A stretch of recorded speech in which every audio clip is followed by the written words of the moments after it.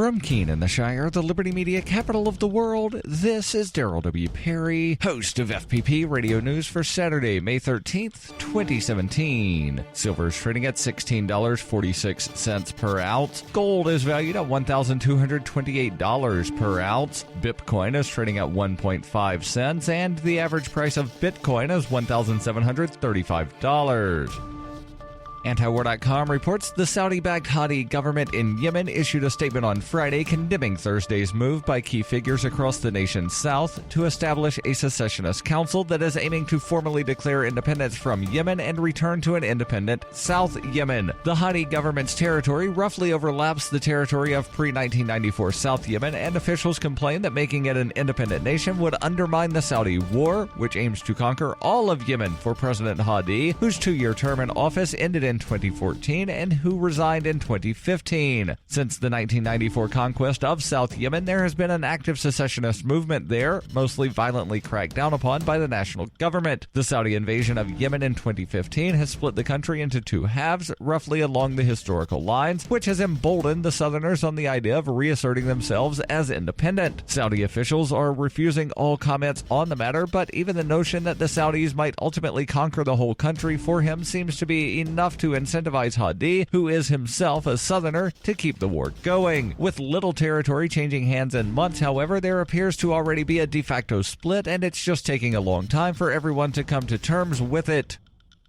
Whether you're looking for precious metals, bitcoins, or books, you'll find that and more at shop.fppradio.com. Every purchase you make from one of my affiliates at shop.fppradio.com helps fund FPP Radio. That's shop.fppradio.com.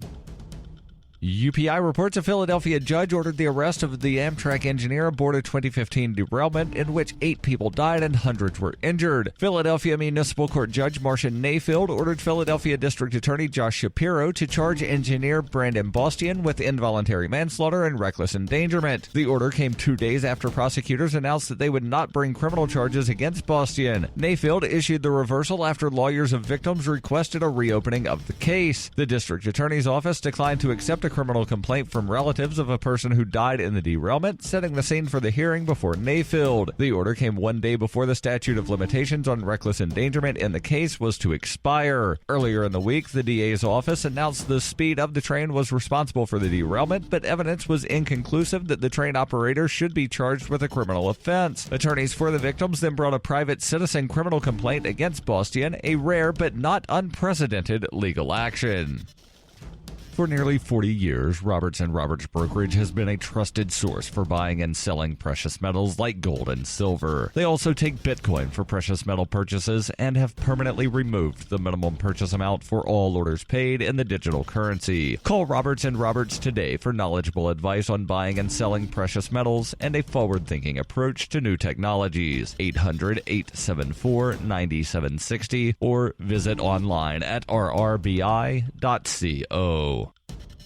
Reuters reports the Trump administration called for tougher charges and longer prison time for criminals in a move to return to stricter enforcement of federal sentencing rules, according to a memo released by the DOJ on Friday. In a 2-page note to federal prosecutors, Attorney General Jeff Sessions reversed course from the previous Obama administration and told the nation's 94 U.S. attorneys to charge and pursue the most serious, readily provable offense. The move is in line with tough campaign rhetoric against criminals by President Trump, who has also pledged to support police and law enforcement. Sessions said in remarks at the Justice Department, "This is a key part of President Trump's promise to keep America safe." Under former President Barack Obama, the DOJ had sought to reduce mandatory minimum sentences to reduce jail time for low-level drug crimes and ease overcrowding at federal prisons. Obama's then Attorney General Eric Holder advised prosecutors to avoid pursuing the toughest charges in certain cases, such as minor drug offenses that would have triggered mandatory sentencing under laws passed in the 1980s and 1990s. In recent years, there's been growing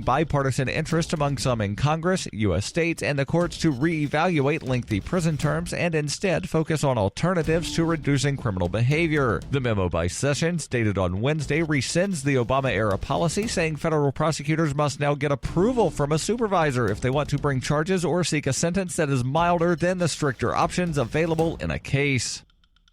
This has been FPP Radio News. Online at fppradio.com.